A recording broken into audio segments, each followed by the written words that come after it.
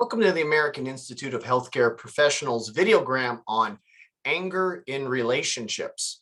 And in this video, we're going to look at relationship anger and how it can be better controlled and how individuals can avoid escalating and leading to potential violence itself. And I'm doing this video on part 4, Dr. Flary. So we have a variety of anger issues that erupt in relationships. It could be over the simplest or smallest thing of one individual not fulfilling household duties or another individual not liking their particular in-laws, or it could be over something regarding mischievous behavior, cheating, and so forth. But what is important is when something is done incorrectly or wrong, that the anger that results from it is constructive, because there's going to always be anger when something isn't right. Anger itself isn't the villain, but when anger is misused, not channeled properly, and not constructive, and it becomes more of a form of punishment, whether it's verbal, emotional, or mental, or physical, then there is an issue where the relationship can become unhealthy. It can also lead to various forms of domestic violence. So in regards to anger having importance in relationships, it responds first to the bad. When someone is doing something wrong, how are they to know unless there is some type of disappointment, usually in the form of anger? And there's nothing wrong with this. We see this in the social world itself, where reforms come about due to anger and eruptions to injustice. So in a relationship, if an individual does something wrong, then the partner will work with the other partner in regards to rectifying the situation because of the sign of disapproval, because of the sign of anger. And in that way, anger becomes constructive. And it also sets various boundaries so individuals understand, well, this will upset my partner. This will not. And by knowing the degree of what they can or cannot do, a couple is better able to set those boundaries. Also, anger is very important to be able to express oneself, to be able to know that, hey, I can become angry with my partner regardless of fear of retribution, punishment, or abuse. In this regard, it becomes healthy in itself. So constructive anger, then, that's what we'll refer to it as. It empowers and allows one to stand up for oneself and to fix past destructive patterns or habits. It allows for a mutual understanding within communication. And it also sets the stage for forgiveness, because it allows one to permit to apologize and then for the partners to move forward from that particular event. Opposite of constructive anger is destructive anger. Destructive anger in a relationship weakens the self-esteem. It shows that there is a lack of self-control within the individual, and it looks to intimidate. It looks to make the other individual feel less. The anger is aimed at punishing, and that creates emotional distance and emotional rifts, which lead to later separations and divorces. And it also leads to a variety of health issues and emotional mental issues due to the very hostile environment that becomes a part of the nature of the relationship itself.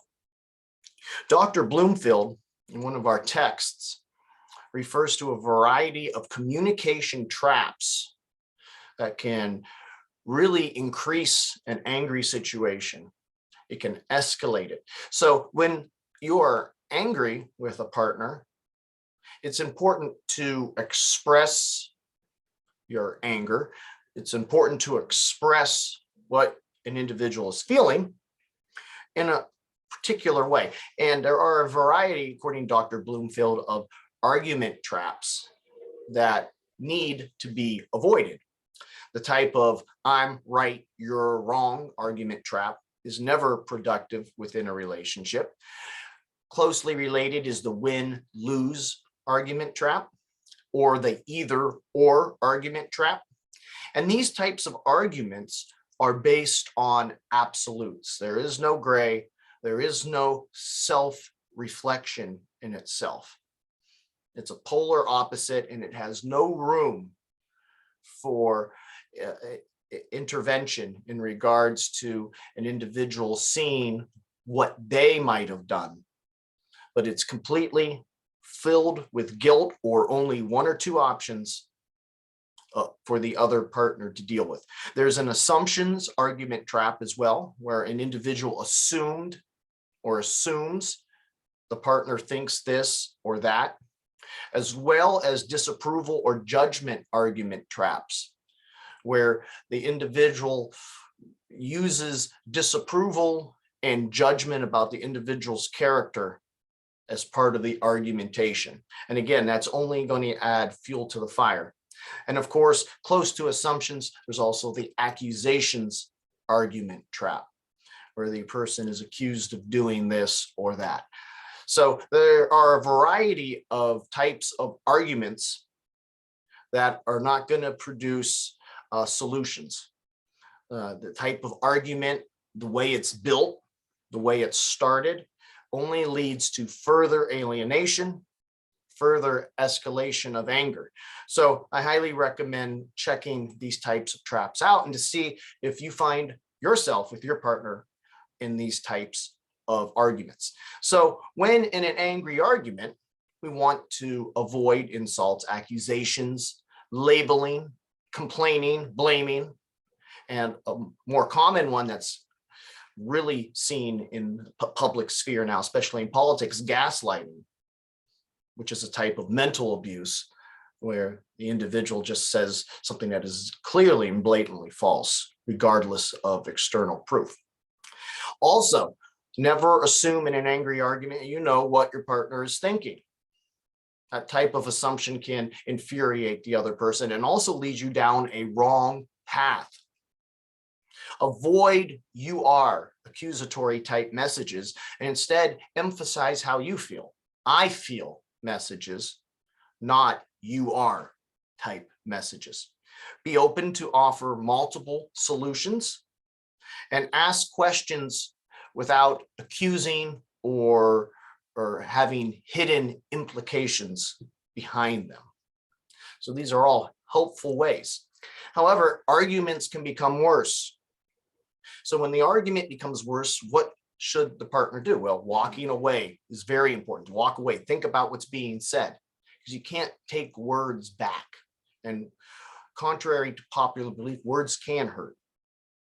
Words can become abusive, and you can't take something back once it's said. So better to walk away and to allow reason to return when the argument becomes worse. To walk away, to meditate, to reduce that fight or flight response, to find some calmness, because you're so stressed and you're beginning to react in that way. Also, having other ways to release anger elsewhere, going to the gym, a punching bag, or something, as long as you're not hurting someone that you love, or in particular, yourself. However, anger can also become rage itself. An angry argument, which has yelling and so forth, and points being made, can sometimes escalate beyond that to a point of verbal abuse, where there's actual insults, names calling, demeaning, gaslighting, and other unacceptable forms of anger towards the individual, which would be considered verbal abuse. It can further become a physical abuse, and obviously no one has a right to touch another person. Domestic violence and domestic abuse is a large problem, and it usually stems from family history, drugs, and other forms of alcohol. And it is also between both genders. It doesn't just have to be a man beating a woman. A woman can also be physically abusive and verbally abusive to the man as well. But again, there is never a right for another person to touch another person in any setting. Once that boundary has been broken, then there are serious issues that need to be resolved. And of course, there's other forms of abuse, not just physical. There's punishing individuals, the silent treatment, not just walking away, but remaining silent for weeks. That's a form of abuse. We already mentioned gaslighting, or trying to teach someone a lesson, maybe taking something that's very important to them. So there's other ways where anger becomes rage and rage becomes abuse itself.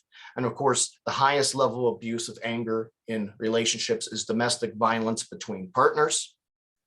It's pretty much a genderless crime. I mean, it can be done by either, but statistically, there's a higher percentage of men who commit physical domestic violence against women.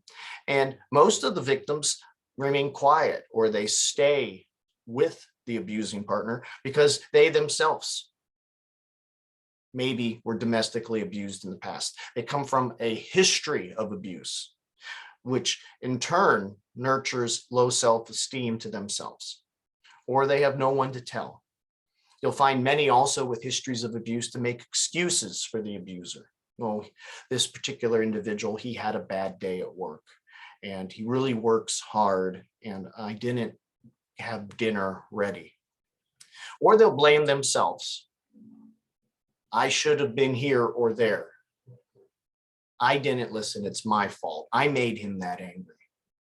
So these are common themes that we find with abused and battered, in particular, women for the most part, when it comes down to that.